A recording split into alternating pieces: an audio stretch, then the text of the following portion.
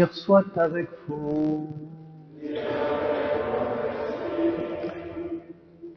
Évangile de Jésus-Christ selon saint Luc.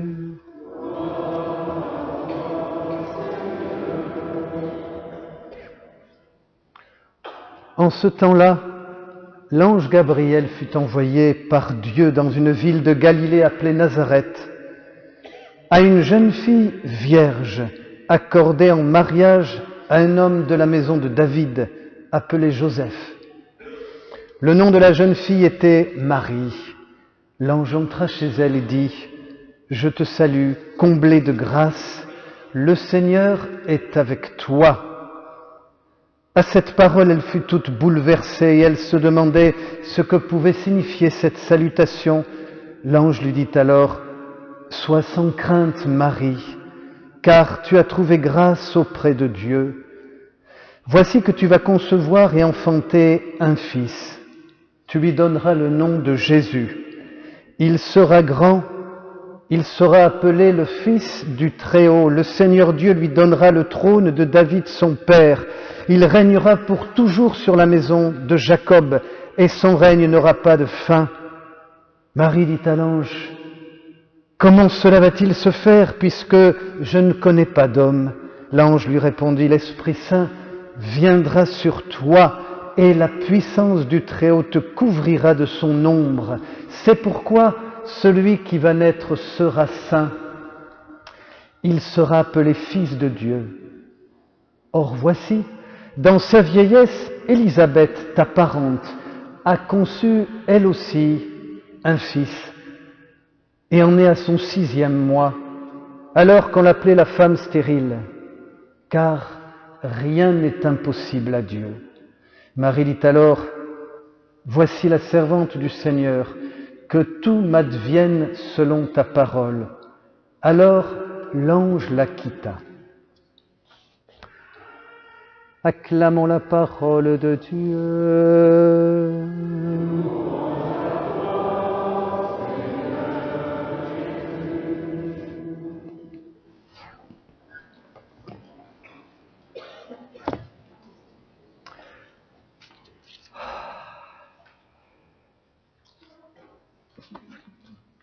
J'espère que vous allez bien, chers amis, que vous êtes tous relativement heureux, n'est-ce pas?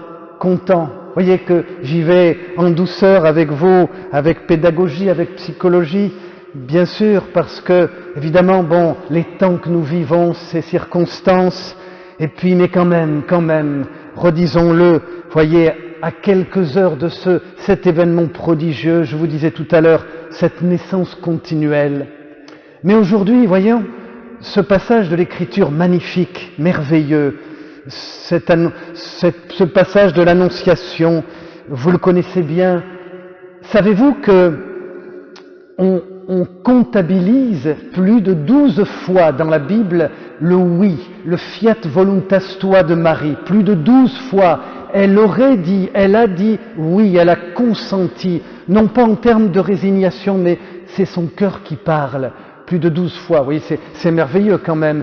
Et puis, évidemment, c'est son premier oui ici à l'Annonciation. Alors, je vous ai réservé un petit passage, pas trop long, vous voyez, parce que ce sont des beaux textes, un peu hermétiques, je vous l'accorde. Pardonnez-moi si ça vous paraît compliqué, mais je vais juste le dire au début, parce que ce sont ces textes du Concile, ces quelques paroles où l'Église a essayé de dire, parfois comme elle peut, voyez, ce prodigieux, cette merveille de l'Annonciation, c'est-à-dire en quelques mots, cette femme, cette petite fille de Nazareth, cette épouse qui devient, comme ça, voyez, je dirais, par la volonté de Dieu, par l'amour de Dieu, elle devient la mère du Fils bien-aimé, la Théotokos. Alors, voilà ce que dit le Concile, des hommes inspirés qui prient et qui disent ceci dans Lumen Gentium. Il dit à l'Annonciation, Marie reçoit le Verbe de Dieu, à la fois dans son cœur et dans son corps. Voyez, quand nous aimons Dieu,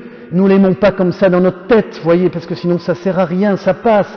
Nous l'aimons dans notre cœur, mais Dieu habite notre corps, voyez, il habite notre vie, il est partout, dans tout ce que nous faisons, dans nos pensées, dans nos gestes. dans les petites choses quotidiennes de la vie de tous les jours. Elle reçoit cette dignité d'être la mère du Fils de Dieu et le Père, et par conséquent, elle devient la fille de prédilection du Père. J'aime tellement cette parole. La fille de prédilection du Père est le sanctuaire de l'Esprit Saint. Vous ne trouvez pas que c'est beau, hein? Ne me dites pas qu'il n'y a que moi qui m'émerveille quand même. Oui, mais voyez, bon, ces textes, vous allez me dire, bon, aujourd'hui, qu'est-ce que ça veut dire? On traduit comme ça. Tout à l'heure, je faisais un baptême. Évidemment, si je leur dis, vous savez que la Sainte Vierge, c'est la fille de prédilection du Père. Alors, vous imaginez, alors il faut dire, bon, ben écoutez, imaginez que le Père a une fille. Voyez, nous sommes 3 dans la famille, nous sommes 2 prêtres. Comme ça, mais enfin bon, c'est pas, c'est pas la faute de mes parents, ils n'étaient pas pratiquants, mais vraiment c'est la grâce de Dieu. Et puis nous avons une sœur, et je me souviens que mon père disait toujours, paix à son âme, et il disait toujours, enfin une fille. Vous voyez, pourtant c'est 3, voyez, et puis il s'était émerveillé, j'étais toujours jaloux, c'était la plus gâtée. Mais la fille de prédilection du Père, quand vous pensez, c'est le Concile qui dit ça, ce regard sur Marie, voyez, cette jeune fille de Nazareth que Dieu choisit, que Dieu met à part, hein, à ceux qui ne savent pas bien la reconnaître, à ceux qui parfois doutent de sa virginité, de sa grâce, de cette béatitude qu'elle a reçue. Je ne vais pas rentrer dans des concepts théologiques, chers amis, mais quand même, quand vous réfléchissez, quand vous y pensez, depuis plus de 2000 ans, vous voyez, celle qui est vénérée dans tellement d'endroits, aimée, on se recommande à elle, à sa prière. Même d'autres religions viennent voir en Myriam la femme. Je me rappelle, j'avais une petite chapelle et j'avais une communauté musulmane qui venait prier, puis je voyais ces dames, ces jeunes filles qui venaient demander à cette femme, à Myriam, lui demander des grâces. C'est extraordinaire, voyez, c'est simple et c'est tellement beau. Alors, ce passage de l'Évangile, à travers elle, je voudrais vous dire 3 choses, toutes simples. Qu'est-ce que Dieu nous dit à travers Marie? Eh bien, la première chose, je dirais, Dieu veut se faire aimer. Ne soyez pas surpris de ça, voyez, c'est comme ça. Vous et moi, nous avons besoin d'amour. Si nous n'avons pas notre dose, excusez-moi de l'expression sans être grossier, eh bien, nous sommes malheureux. Même les plus gâtés d'entre nous, dans l'amour, ceux qui ont eu, la chance d'être aimés dans leur enfance et plus, évidemment, sont peut-être moins blessés. Mais quand même, nous avons besoin d'une certaine dose, nous avons besoin d'être aimés. Eh bien, c'est ce que Dieu veut faire. Regardez la première lecture, petite explication. David, plein de générosité, dit « Je vais faire quelque chose pour Dieu, je vais lui faire une maison, vous voyez ». Et vous vous souvenez, le prophète David va être à l'origine de la construction du temple. Et Salomon, son fils, va continuer. Mais son souhait est sincère. Nous avons tous envie de faire quelque chose pour Dieu, n'est-ce pas ? Ça vient de l'Esprit Saint. Il faut écouter, voyez, ces intuitions. Je dirais souvent dans notre Église, eh bien, on est déçu, on a envie de faire quelque chose, on n'est pas compris, ou alors on doute. Je vous en prie, chers amis, chaque fois qu'une intuition monte dans votre cœur, ne la laissez pas s'éteindre. Chaque fois que vous avez une flamme qui s'allume, une étincelle, quelque chose de l'Esprit Saint, quelque chose d'en haut, voyez, et Dieu sait, je pourrais vous en parler, voyez, au début, vous vous dites, mais bon, est-ce que je le propose, est-ce que je le dis? Voilà que le Seigneur me dit maintenant d'ouvrir ma fenêtre et de dire à tout le monde que Dieu les aime. Imaginez, voyez, hein, vous allez être pris pour quelqu'un de ridicule. Tout à l'heure, je faisais un baptême, voyez, et je me suis dit, tiens, alors on était là, dans cette grande église, on était 5, 6, 7, et je me suis dit, ben, tu vas te mettre à chanter. Puis après, je me suis dit, quand même, si je me mets à chanter, ils vont se dire, mais pourquoi il chante? Qu'est-ce qui lui prend, vous voyez, de bon matin? Et alors, je me suis mis à chanter comme ça, on a fait tout le grand tour, etc. Je me suis dit, mais quand même, un baptême. Presque le jour de Noël. Quand vous chantez, voyez, vous chantez avec les anges. Quand vous faites du bien, que votre cœur est pris par l'Esprit Saint, c'est pas vous, c'est Dieu avec vous. Quand vous avez une intuition toute simple, vous voulez embrasser un enfant, vous voulez faire quelque chose, tiens, je vais revenir sur mes pas. Ben, je vais lui dire un mot gentil, quelque chose de très simple. Vous vous dites, c'est humain, ben oui, c'est de la courtoisie, je suis bien éduqué, ça n'a rien à voir. C'est l'Esprit de Dieu, chers amis. C'est l'Esprit Saint qui brûle dans votre cœur. C'est Jésus qui vous pousse. C'est Dieu qui dit ici, dans cette première lecture, à Marie, sois comblée de grâce. C'est-à-dire, littéralement, en grec, tu as trouvé ta part, tu as été mis à part. Dieu nous parle comme ça. Dieu ne nous dit pas des belles paroles, voyez, parce que nous sommes beaux. Or, nous le sommes, puisque nous sommes créés à l'image et à la ressemblance de Dieu. Chers amis, Dieu veut se faire aimer. Comment? Non pas avec des belles paroles, mais parce que vous êtes. Quand vous reconnaissez que vous êtes créé par Dieu, quand vous avez conscience que tout ce que vous faites, encore une fois, les choses simples, les choses quotidiennes, elles viennent de Dieu. Évidemment, je ne parle pas des mauvaises pensées, parfois des gestes maladroits, mais Saint Augustin, le grand saint, le poète, le philosophe, lui-même disait que même nos erreurs, même notre péché, voyez, je vais vous scandaliser, c'est Augustin qui dit, je m'abrite derrière lui, il disait même notre péché, parfois, contribue à l'amour de Dieu, évidemment parce qu'il nous fait revenir vers lui, il nous fait revenir dans un geste de miséricorde. Voyez, David, alors je reviens sur cette belle image du prophète, David veut faire le bien, et Jésus le devance et lui dit, l'Esprit Saint, Dieu le devance et lui dit, mais c'est moi qui vais te construire une maison, c'est moi qui t'ai béni, c'est moi qui t'ai choisi quand tu gardais le troupeau, c'est moi qui vais te prendre, c'est moi qui te ferai roi, c'est moi qui te donnerai autorité. Voyez comme c'est étonnant quand même. Nous voulons faire le bien, et même moi qui vous parle, voyez, parfois je pourrais me dire, tiens, c'est bien ce que tu as fait. Voyez, je pourrais m'enorgueillir de telle ou telle chose. Tiens, tu as pu monter tel ou tel groupe, tu as fait, mais je n'ai rien fait. Je suis incapable de faire le bien. Vous pouvez me regarder comme ça, voyez. Je peux vous dire quelques mots comme ça, embrasés par l'Esprit Saint, mais dans le fond, je ne vaux pas grand-chose. Mais quand Dieu vient, alors là, je vous le dis en toute simplicité, là je suis capable de faire de grandes choses, ça c'est vrai. Quand l'Esprit Saint vous saisit, mais vous aussi, frères et sœurs, comme Marie. Alors ça c'est la première chose. Deuxième chose, Dieu veut que nous lui répondions. Dieu souhaite, Dieu attend, voyez, impatient, que nous lui donnions cette réponse. Il ne peut pas s'en empêcher. Il est là à notre porte, voyez. Il ne peut pas le faire à notre place. Regardez ce beau texte. La Vierge reçoit ce message, et puis elle dialogue. Et puis il y a cette parole de l'ange, sois sans crainte Marie, et ça revient, tu as trouvé grâce devant Dieu. Et le texte continue, voyez, elle pose la question, elle interroge, mais je ne connais pas d'homme.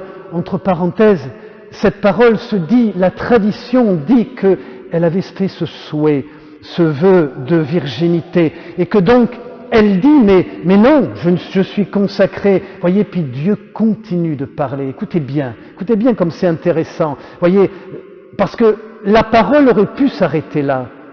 L'ange dialogue, il va plus loin. Ne t'inquiète pas, l'Esprit Saint te couvrira de son ombre, la puissance du Très-Haut te couvrira. Et alors, pardonnez-moi si je ne veux pas être trop compliqué, mais cette parole, c'est la même qu'il y a dans le livre de l'Exode. Pour ceux qui aiment la Bible. Dans le livre de l'Exode, il est dit que la puissance de Dieu protégeait Israël, les guidait. La même parole. Vous voyez, chers amis, et je vais vous dire ça, quand vous avez un doute, une question, quand vous avez un défi, eh bien vous avez la prière. Vous avez ce dialogue. Vous parlez à Dieu, vous lui répondez, Dieu vous donne une intuition, vous l'interrogez, vous avez un doute, vous continuez d'interroger, de parler, sinon nous nous trompons. Nous avons ce privilège, c'est quand même incroyable que nous ne sommes pas capables parfois de l'utiliser, ce moyen simple de revenir à Dieu, cette richesse, voyez, ce dialogue permanent avec lui. Nous avons reçu le baptême, vous et moi, et nous pouvons toujours revenir à lui, encore une fois. Voyez, cette simplicité d'être avec Dieu, c'est beau, c'est fort, voyez, ce moyen de pouvoir communiquer avec lui, de pouvoir lui dire que nous l'aimons, de pouvoir lui dire que nous avons besoin de lui, ces choses simples. L'un d'entre vous, l'autre jour, quelqu'un qui est bien actif, je l'ai au téléphone et puis on parle quelques instants, puis je lui dis, mais tu as cette chance d'aimer Dieu et de le servir. Alors il me répond tout de suite, il me dit, mais oui, je sers le Seigneur, je fais du bien, mais est-ce que je l'aime? Voyez, il avait trouvé la bonne question. Est-ce que vous aimez Dieu? Si vous vous interrogez, et il me dit, mais est-ce que je l'aime? Oui, ça, je fais plein de choses, j'accompagne pour les baptêmes, je revois les familles pour les préparer au mariage, plein d'autres choses, les enterrements, mais est-ce que je l'aime? Voyez, quand vous vous interrogez, vous vous dites à vous-même, c'est une bonne question, vous regardez un peu votre vie, C'est une bonne introspection, chers amis, je vous le dis, ne m'en veuillez pas si je vous dis ça. Est-ce que vous aimez vraiment Dieu? Peut-être que vous allez vous dire, ben non, pas tellement. Je l'aime pour moi-même, je l'aime comme ça ne me dérange pas trop. Alors peut-être que vous allez prendre conscience que cette belle flamme que vous avez dans votre cœur, peut-être qu'elle est en train de s'éteindre. Il y a un scientifique poète aussi qui a une belle parole, il dit ceci, Paul-Émile Victor, vous le connaissez peut-être, il a cette parole toute simple pour dire que finalement quand on s'avance vers Dieu, il faut souhaiter avoir des insomnies de bonheur, des insomnies de joie. Est-ce que vous en avez déjà eu? Vous vous réveillez dans la nuit et vous êtes rempli de joie. Hein? Ne regardez pas tous comme ça, comme si j'étais le seul, voyez en avoir. Mais j'en ai des fois, voyez. Vous vous réveillez dans la nuit comme ça et puis vous avez... Mais il n'y a rien d'original. Voyez, vous allez me dire que c'est particulier. Mais ça fait partie de la vie chrétienne, chers amis. C'est la vie mystique, la vie personnelle. Quand vous aimez quelqu'un, vous pensez à lui. Vous vous réveillez la nuit, vous l'avez dans votre cœur. Vous avez le souci, moi des fois ça m'arrive, je me lève, je prends une parole de Dieu, j'y repense. Je me dis, tiens, aujourd'hui je vais leur prêcher, puis ça me vient quelque chose. Quand vous aimez. Alors peut-être que vous vous dites, sans vous accuser, pardonnez-moi, ce n'est pas une parole coupable, vous dites, mais je ne l'aime pas, et lui m'aime. Voyez la Sainte Vierge, Marie, elle prend conscience de plus en plus. Mais voyez, c'est Dieu qui l'aide, c'est Dieu qui la conduit. Et alors elle a cette parole, je termine par ça. Enfin, que ta volonté soit faite. Un petit mot là-dessus, chers amis, parce que je ne veux pas que vous restiez transis de froid à cause de moi. Que ta volonté soit faite. Je vais vous faire une confidence. Quand je lisais cette parole, je me disais, ce n'est pas réaliste. C'est absurde, pardonnez-moi. Je me dis, mais que ta volonté soit faite. Tous les jours, je m'oppose à la volonté de Dieu. Tous les jours, je préfère mettre ma volonté en avant. Tous les jours, je résiste. J'ai peur. Je me dis, si je donne ça à Dieu, il risque de me prendre ça. Alors je ne suis pas sincère. Et voyez, quand Marie dit ça, retenez bien cette petite chose. Seigneur, elle dit, bon, en latin c'est un voluntas tua, que ta volonté soit faite, c'est-à-dire, Seigneur, je veux faire ta volonté. Quand vous priez, chers amis, soyez simples, vous embarrassez pas. Un jour, Augustin disait, si une prière te plaît pas, invente-la.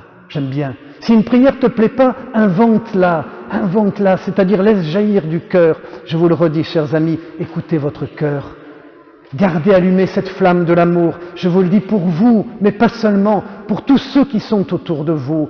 Parce que si vous laissez éteindre la mèche, eh bien la flamme s'éteindra. Vous n'allez plus donner le meilleur de vous-même. Vous ne serez plus capable de transmettre cet amour, cette bonne nouvelle, allumer autour de vous des feux, parce que c'est ça, nous les chrétiens, chers amis, en France, évidemment, moi je suis arrivé en France venant d'un pays où avec une grande, je dirais, croyance, mais aujourd'hui je me dis, mais si nous rallumons pas la flamme, si vous et moi nous sommes pas là pour nous tenir, voyez, auprès du feu, et dire à Dieu, Seigneur, fais ta volonté.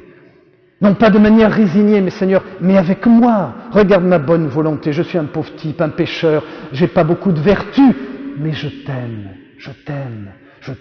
C'est toi que je veux servir. Voyez, chers amis, si vous priez ainsi, ce n'est pas de l'émotion. Voyez, ce n'est pas du théâtre. Mais si vous priez ainsi, sincère, croyez-le moi. Croyez bien que l'Esprit Saint fond sur vous. C'est immédiat. Dieu ne peut pas résister à cette prière. Il fond sur vous, il vous élève, vous partez, vous ne vous en rendez même pas compte, et vous faites du bien. Les gens autour de vous se sentent mieux, des enfants sont guéris, les personnes commencent à sourire, et vous vous dites, mais je n'ai rien dit, j'étais juste là dans le supermarché, je suis rentré dans la pâtisserie tout de suite, et je priais, mais dans mon cœur, mais j'avais cette flamme. Voyez, chers amis, comme Marie, vous et moi aujourd'hui, nous ne pouvons plus prêcher parfois à haute voix, sur les places publiques, mais votre prédication, c'est votre foi, c'est l'amour qui brûle dans votre cœur. Comme la Sainte Vierge, vous êtes là, vous et moi, et nous disons, et nous le redisons à Dieu, Seigneur, accomplis ta volonté, à travers moi, allume des feux un peu partout, et que l'amour soit répandu dans les cœurs. Amen.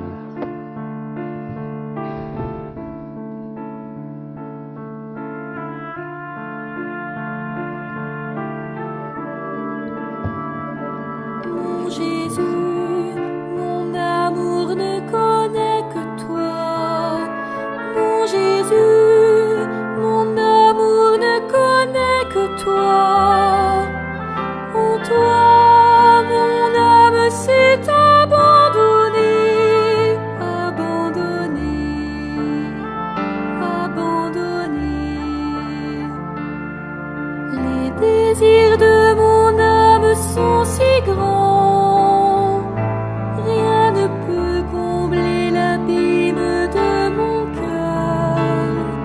Du monde entier, même les grands bonheurs ne pourront te remplacer un instant. Mon Jésus, mon amour ne connaît que toi. Mon Jésus, mon amour ne connaît que toi. En toi, mon âme s'est abandonnée, abandonnée, abandonnée. Je sais que je suis un enfant royal. Je suis en exil, en terre étrangère.